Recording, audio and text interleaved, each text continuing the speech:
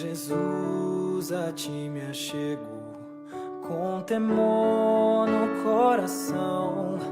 És o meu maior anseio, Rei da minha salvação. Pai, a ti eu agradeço por tão infinito amor que recebe com carinho este pobre pecador.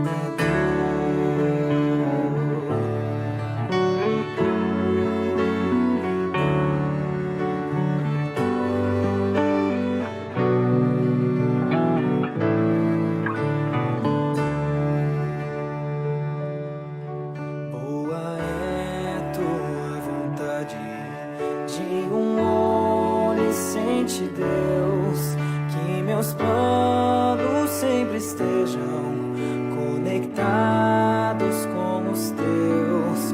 Ó, perdoa os meus pecados, venha me disciplinar, que a pureza de tua glória venha em mim habitar. Santo e majestoso Deus, exaltado é Senhor, coroado sobre a terra, em tua glória e esplendor.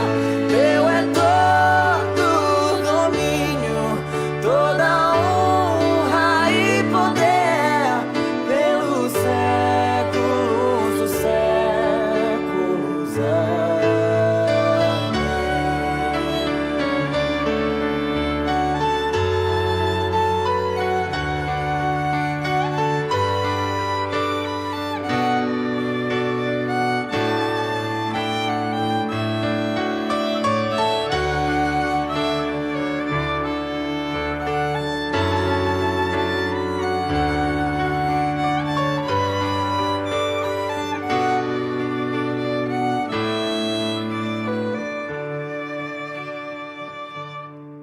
Sejas tu meu pensamento, ao dormir eu acordar. Dá-me sede da palavra, sempre nela meditar. Faz de mim pequeno Cristo, digno de ser filho teu, anunciando as boas novas, salvação que vem de Deus. Santo e majestoso Deus, exaltado é Senhor, coroado sobre a terra, em tua glória e esplendor. Teu é todo domínio, toda honra e poder, pelos séculos dos séculos.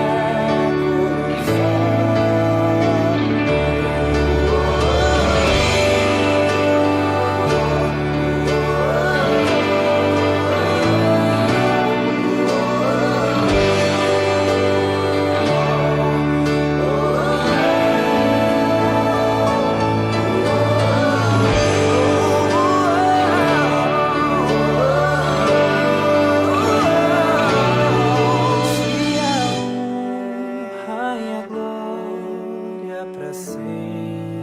Amém.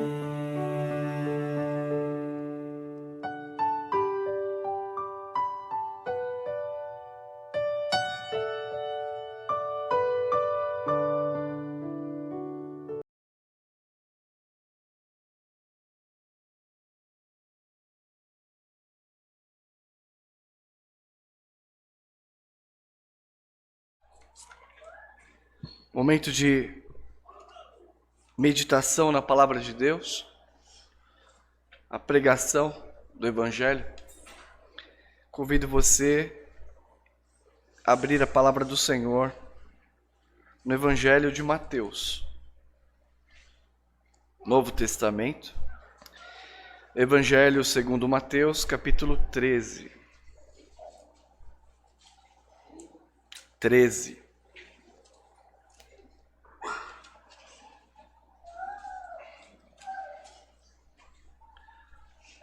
versos 24 a 30.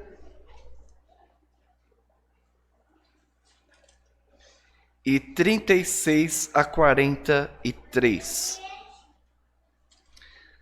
Evangelho segundo Mateus, capítulo 13, versos 24 a 30 e depois 36 a 43. Vamos orar?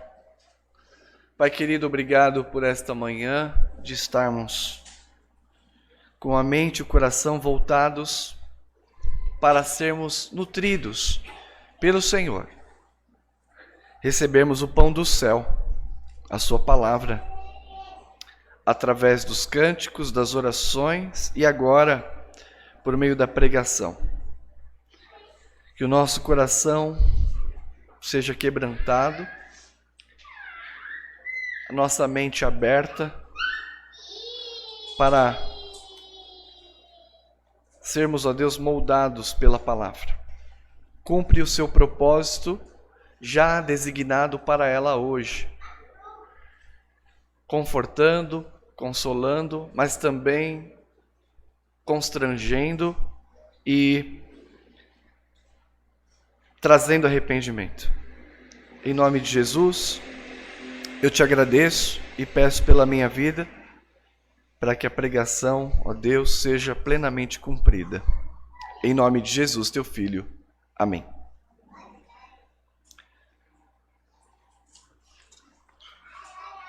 Parábola do joio e do trigo.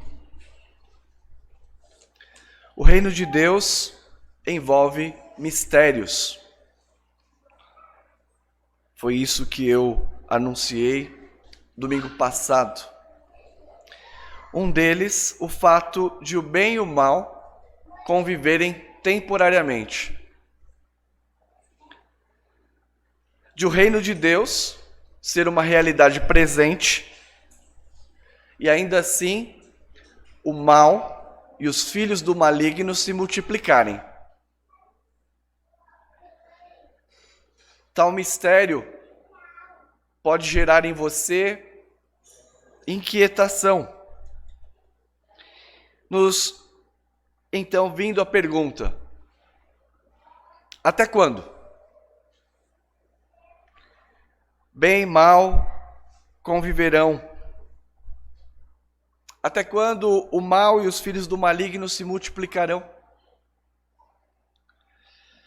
O meu assunto hoje, nesta parábola, é o dia da separação final. O objetivo da mensagem: esclarecer como Deus resolverá o problema do mal que tem aumentado no mundo. Esclarecer como Deus resolverá o problema do mal que aumenta no mundo. Vamos ler a palavra. Outra parábola lhe propôs dizendo: o reino dos céus é semelhante a um homem que semeou boa semente no seu campo. Mas enquanto os homens dormiam, veio o inimigo dele, semeou o joio no meio do trigo e retirou-se. E quando a erva cresceu e produziu fruto, apareceu também o joio. Então, vindo os servos do dono da casa, lhe disseram: Senhor, não semeaste boa semente no teu campo? De onde vem, pois, o joio? Ele, porém, lhes respondeu: o inimigo fez isso. Mas os servos lhe perguntaram: que queres? Queres que vamos e arranquemos o joio? Não, replicou ele, para que ao separar o joio, não arranqueis também com ele o trigo. Deixai-o crescer juntos até a colheita. E no tempo da colheita, direi aos ceifeiros: ajuntai primeiro o joio, atai-o em feixes para ser queimado, mas o trigo recolhei no meu celeiro. Então nós temos aqui alguns aspectos do contexto importantes para compreendermos esta parábola, que não é uma parábola simples.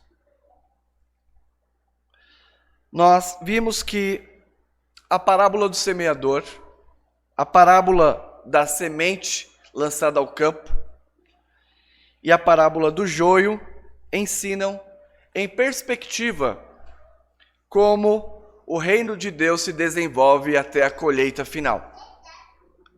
Nós entramos agora nas parábolas do reino. Na parábola do semeador, Jesus explica, ilustra porque a palavra semeada é rejeitada por alguns, mas acolhida por outros. Na parábola da semente, que é exclusiva de Marcos, e nós vimos a semana passada, dentro desse mesmo contexto das parábolas do reino, ensina como o reino de Deus alcançará o seu propósito sob os seus cuidados. Enquanto semeamos, é Deus quem faz com que seu reino se desenvolva e alcance o clímax. Na parábola do joio, que acabamos de ler, Jesus ilustra que o reino de Deus é semelhante a um campo que comporta temporariamente uma mistura de boa semente e ervas daninhas.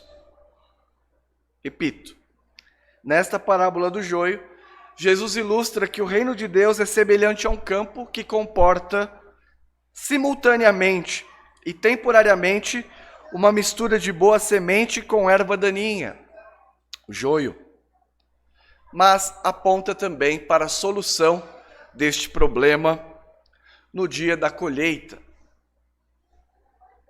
Então, dois aspectos aqui do contexto teológico importantes para compreendermos essa passagem.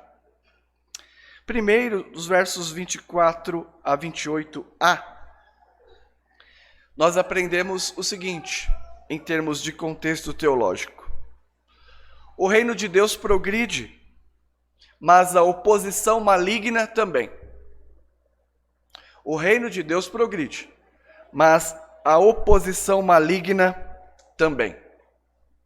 Lemos que, a partir da história, que o diabo ou alguém sabotou a colheita,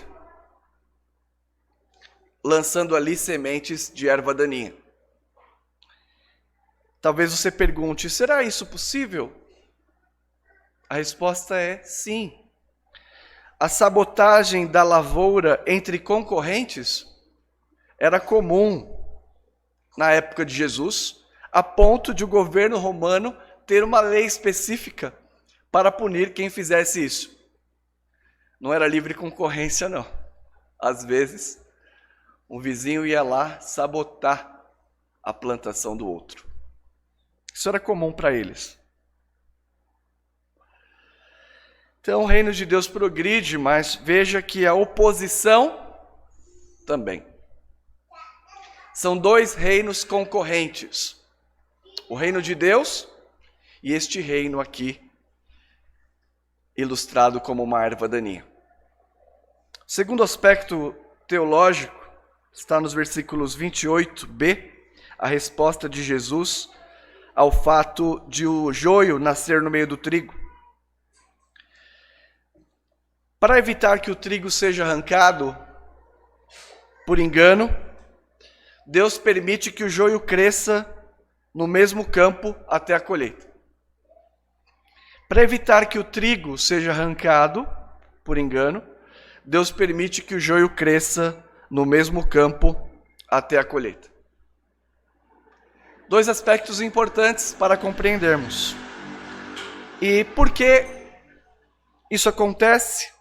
Uma resposta possível é a graça comum de Deus. O fato de Deus sustentar a criação pelo seu Espírito e também o seu amor pelos seus filhos.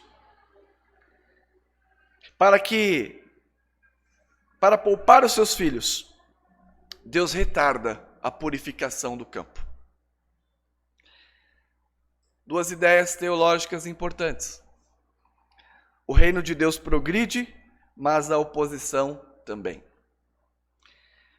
Segundo, para evitar que o trigo seja arrancado por engano, Deus permite que o joio cresça no mesmo campo até a colheita. E nós temos, graças a Deus, a explicação desta parábola. Tal como a parábola do semeador, Jesus explica a parábola do joio. Versículos 36 a 43. Momento da exposição propriamente dita. Então, despedido as multidões, foi Jesus para casa. Capítulo 13, verso 36. E chegando-se a ele, os seus discípulos disseram: explica-nos a parábola do joio no campo. E ele respondeu: o que semeia boa semente é o Filho do Homem. É a expressão para referir-se a Jesus Cristo. O campo é o mundo. A boa semente são os filhos do reino. O joio são os filhos do maligno. O inimigo que semeou é o diabo. A ceifa, a consumação do século, e os ceifeiros, os anjos. Pois assim como o joio é colhido e lançado ao fogo, assim será na consumação do século. Mandará o Filho do Homem os seus anjos, que ajuntarão do seu reino todos os escândalos e os que praticam iniquidade, e os lançarão na fornalha acesa. Ali haverá choro e ranger de dentes. Desculpem. Então, os justos resplandecerão como o sol no reino de seu Pai. Quem tem ouvidos para ouvir, ouça. Jesus ensina aos seus discípulos o significado de cada elemento da história. E Jesus interpreta de maneira alegórica, atribuindo a cada detalhe um significado. Não é um método comum, mas os judeus utilizavam esse método e ele pode dizer porque ele que contou a história, né? Ele tem o controle ali sobre o significado. O foco desta história, portanto, é o destino dado aos filhos do maligno e aos filhos de Deus. Em outras palavras, como será a separação e como isso acontecerá. O primeiro ponto que deve estar claro é que justos e pecadores coexistem no mundo. Justos e pecadores coexistem no mundo.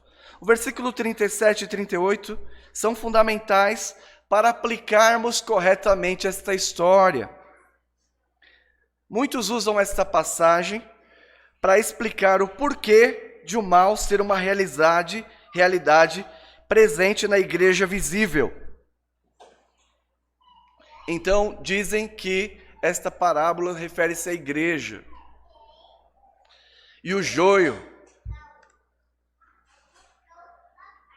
Entretanto, é difícil sustentar que Jesus se refere ao joio no meio da igreja. Primeiro, porque na igreja os pecados devem ser tratados, não tolerados. O próprio evangelista Mateus descreve no capítulo 18 como tratar o irmão culpado na igreja. E esta parábola que vemos nos leva a ter paciência com o pecado. Portanto, não pode ser referente à igreja. Ainda, se o joio produz escândalo e iniquidade, isso ficaria muito fácil de identificar na igreja. E por último, versículo 38, e é definitivo: o campo é o mundo. Então, se você utilizar esta passagem para colocar uma faca no pescoço de quem você acha que é joio, você está utilizando mal. É verdade que na igreja há joio e trigo, mas a gente não pode fazer esta afirmação com base somente nesta passagem. Nessa passagem, o tema de Jesus é o juízo final. a parábola não trata do caráter misto da igreja, mas o fato de justos e pecadores coexistirem no mundo, ainda que estejamos vivendo a presença do reino. Então, justos e pecadores coexistem no mundo. Ainda neste ponto, o que nós aprendemos também é que no presente, o reino de Deus não está livre da aparente contaminação.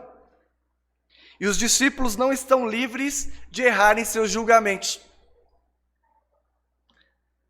O reino de Deus não está livre da aparente contaminação e os discípulos não estão livres de errar em seus julgamentos.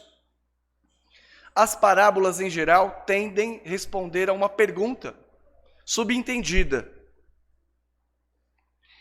E podemos reconstruir essa pergunta? Que pergunta teria sido a dos discípulos? Talvez esta. Bem, o Senhor semeou a boa palavra no mundo. Agora, nós, os discípulos, devemos arrancar tudo aquilo que parece joio? Qual a resposta? Não. Pois Deus, somente Deus, sabe discernir o coração e a consciência de cada indivíduo.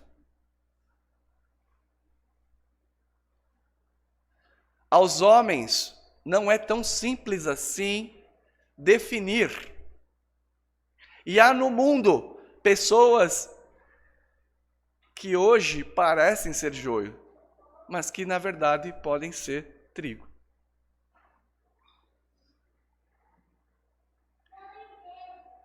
O trigo e o joio, eu não sou do interior, não sei nem como é que pega na enxada, viu, seu Geraldo? Mas a gente vai vendo no YouTube, hoje em dia a gente vê no YouTube. O joio e o trigo, quando brotam, parecem muito. E podemos nos confundir. Contudo, quando o joio e o trigo crescem, a diferença aparece. E aparece claramente. O joio não produz fruto. O trigo sim. Se você pegar o joio e o trigo, são bem semelhantes. Mas se você esfregar o joio, ele vira palha. Mas se você esfregar o trigo, as sementes aparecem.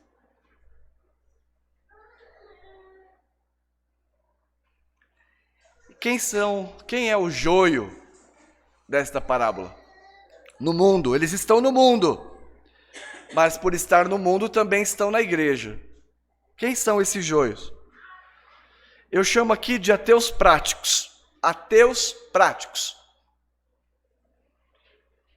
Eu chego na sala de aula como professor de filosofia, mas eu me apresento primeiro como pastor presbiteriano. Os alunos perguntam, mas como é que você é ateu? Eu digo não, mas muitos de vocês são. Não, professor, eu acredito em Deus. Vou na igreja. E aí eu ensino na primeira aula o conceito de ateu prático. É aquela pessoa que tem algum temor. Tem piedade, tem uma Bíblia, faz beneficência, reza, declara que ama a Deus, visita a igreja, mas a sua vida não se conforma à palavra de Deus. Tem algum temor, mas rejeita a palavra e não há frutos de arrependimento. Esse é o joio. E está cheio no mundo. E está cheio na igreja. Cheio não, tem alguns. Ateus práticos. Têm aparência de religioso. Dizem que amam a Deus, mas sua vida não se conforma à vontade de Deus e não há arrependimento pelos pecados cometidos.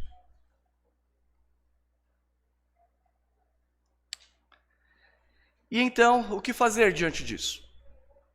Versículos 40 a 43 nos ensina que a resolução do conflito acontecerá no dia da vinda de Jesus. Referência à ceifa, o dia futuro em que Jesus entregará o reino ao Deus e Pai. É o dia de prestar contas diante de Deus, no juízo. Esta rivalidade entre o reino parasita de Satanás e o reino de Deus será resolvida no dia do juízo final.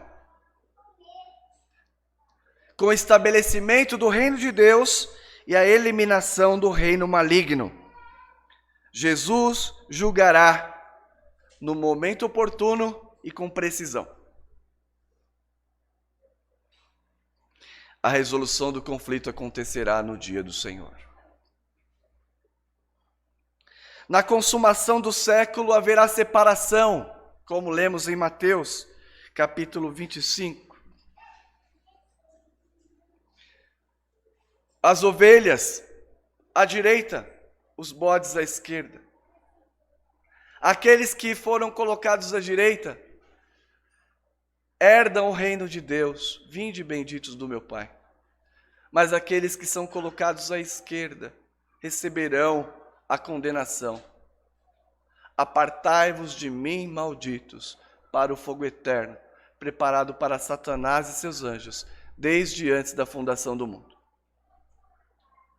Hoje, a igreja deve conviver com trigo e com joio. O mundo convive com trigo e com joio. E talvez você esteja num auto-engano profundo. Mas esta palavra é para esclarecer que a tua consciência será sondada e os seus pecados serão manifestados no dia do Senhor.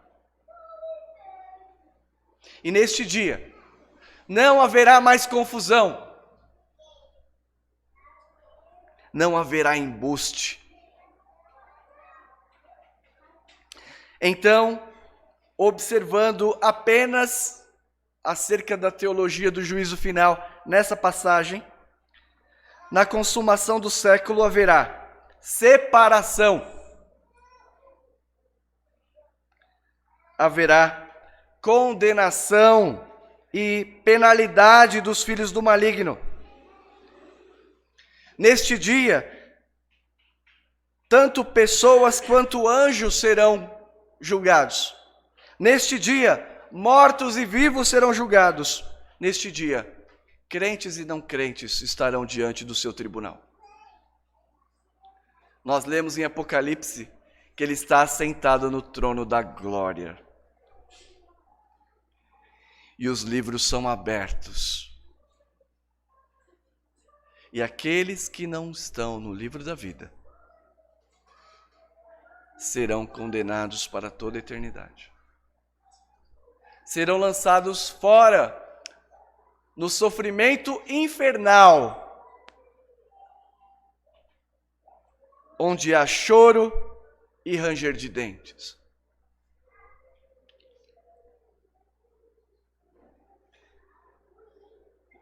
A resolução do conflito acontecerá no dia do Senhor. Deixa eu ler Mateus 25 com você.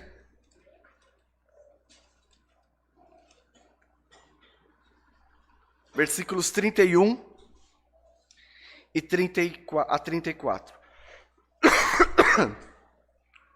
O dia da resolução desta tensão escatológica. Vocês têm que falar difícil, mas tem que entender o que é. Quando vier o Filho do Homem na sua majestade e todos os anjos com ele, então se assentará no trono da sua glória, e todas as nações serão reunidas em sua presença. E ele separará uns dos outros, como o pastor separa dos cabritos as ovelhas. E porá as ovelhas à sua direita, mas os cabritos à esquerda. Não torça o texto da palavra de Deus, isso aqui não tem nada a ver com ideologia política. Alguns crentes, inadvertidamente, para mau testemunho, usam isso aqui para espezinhar quem pensa diferente. Não é para isso que isso aqui está escrito. Então dirá o rei aos que estiverem à sua direita: vinde, benditos do meu Pai, entrai na posse do reino que vos está preparado desde a fundação do mundo. Que palavra boa. Vai puxar a sua capivara, verá todos os seus pecados, mas lá na última linha, isso aqui é só uma paráfrase, tá? Na última linha vai ter uma tinta vermelha em sangue, que estará escrito: perdoado. O trigo não será destruído com o joio. Ainda nesse mesmo dia, quanto aos reprovados, versículo 41. Então o rei dirá também aos que estiverem à sua esquerda: apartai-vos de mim, malditos, para o fogo eterno, preparado para o diabo e seus anjos. E o versículo 46. E irão estes para o castigo eterno, porém os justos para a vida eterna.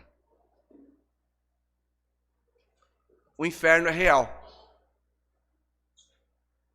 E consiste no afastamento completo de Deus. E em perder todos os benefícios da sua graça. O inferno é real e será o destino dos filhos do maligno. Aqueles que se parecem, os ateus práticos, religiosos, têm uma Bíblia, frequentam a igreja às vezes, beneficência, diz que ama a Deus, mas que jamais se arrependeram dos seus pecados e se deleitam dos seus pecados e dizem: ah, papai do céu. Não, você está enganado. Você está enganado. O dia da colheita, claro, será como lemos, será o dia da salvação dos filhos de Deus. Eles brilharão como reflexo do sol, batendo na lavoura dourada de trigo. Vi na internet também. Quando o sol bate na lavoura de trigo, o trigo é brilhante, dourado. Então essa escritura também, quando Mateus registra, Jesus diz: olha, você está vendo o sol batendo neste campo, iluminado? Vocês serão assim. Depois da longa espera, sofrendo com a guerra declarada entre os reinos rivais, finalmente chegará o dia de fazer a separação. E é claro, cada um de nós deve pensar: onde eu estarei?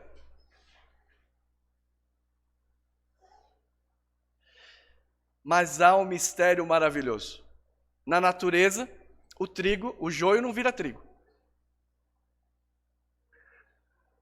Mas no reino de Deus, o joio pode virar trigo.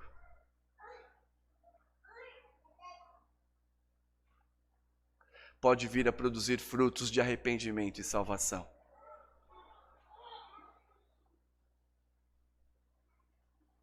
Três aplicações. Primeira, o reino de Deus está se desenvolvendo secretamente com sinais sutis. Vimos isso na mensagem de domingo passado. No presente, irmãos, irmãs, aqui está o foco dessa primeira aplicação. No presente, não podemos ignorar os desígnios do diabo e os seus ardis para impedir o desenvolvimento do reino de Deus. Na parábola do semeador, ele arrebata a palavra do coração. Na parábola do joio, ele vai lá de noite e sabota. Nossa luta, igreja, não é contra a carne nem contra o sangue, mas contra os principados e potestades assentados nas regiões celestes. A nossa luta é espiritual. Não devemos ignorar que o diabo usa seus ardis para impedir o desenvolvimento do reino de Deus no mundo e na igreja.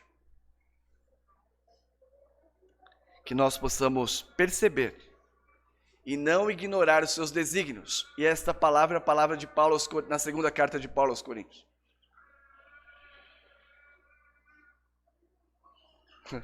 Mais uma piada educativa.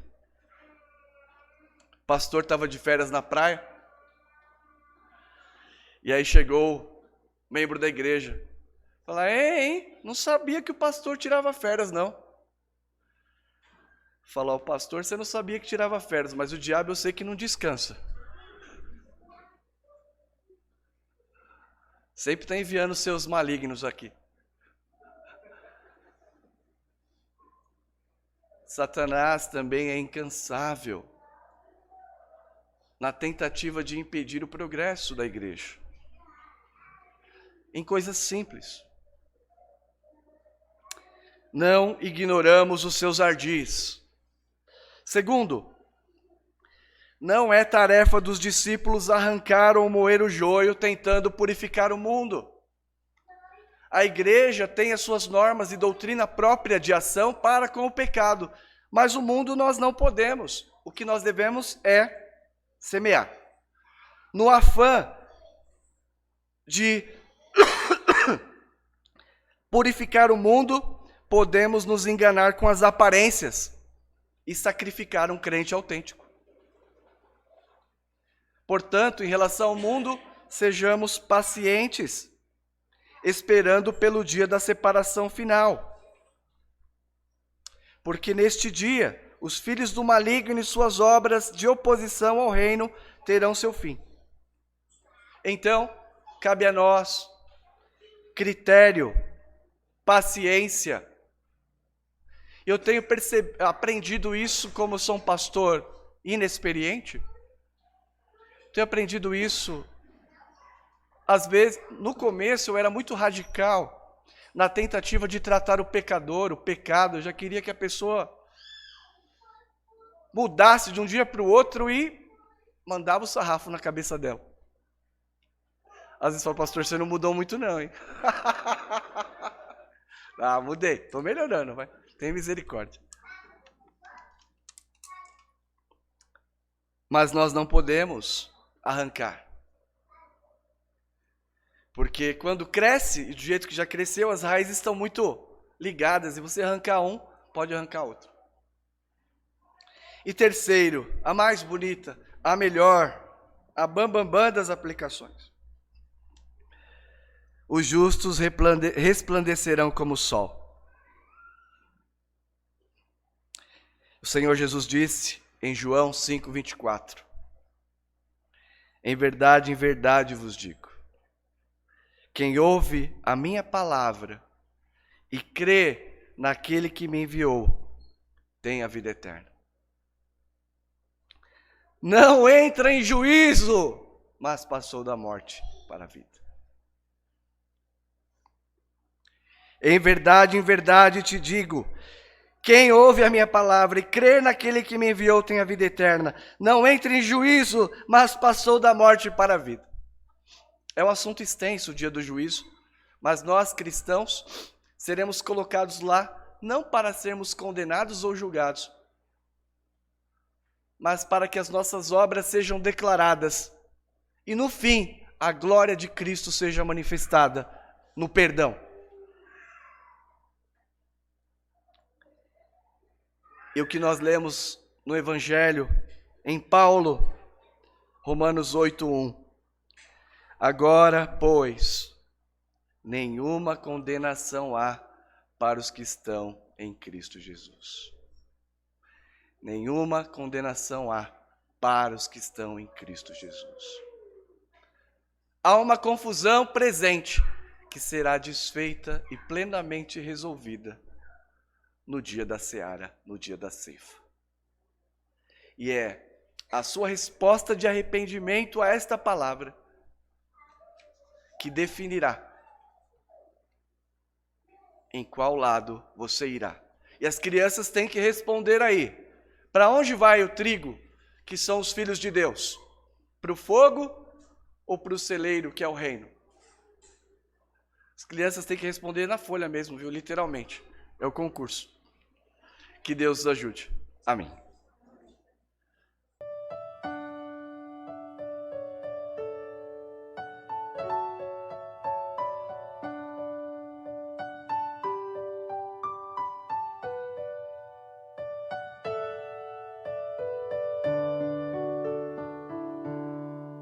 Meu Jesus, a ti me achego, com temor no coração.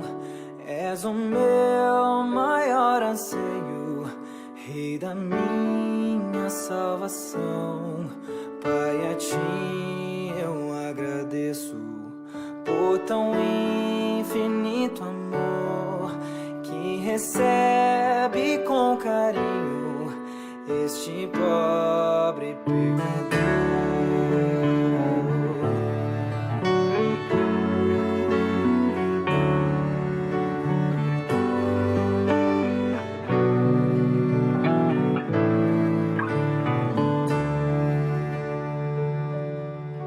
Boa é tua vontade de onisciente Deus, que meus planos sempre estejam conectados com os teus.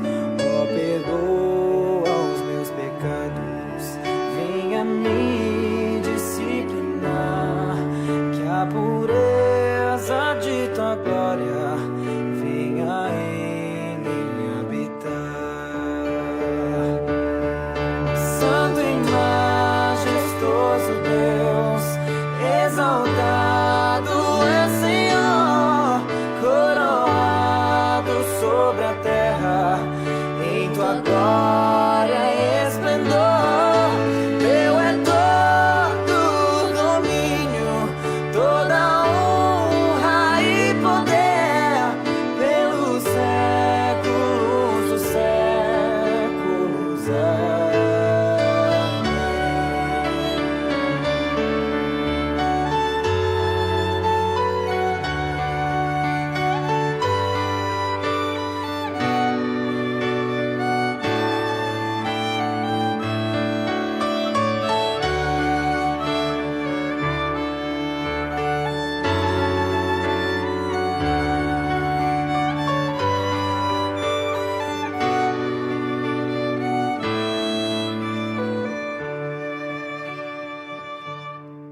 Sejas tu meu pensamento ao dormir.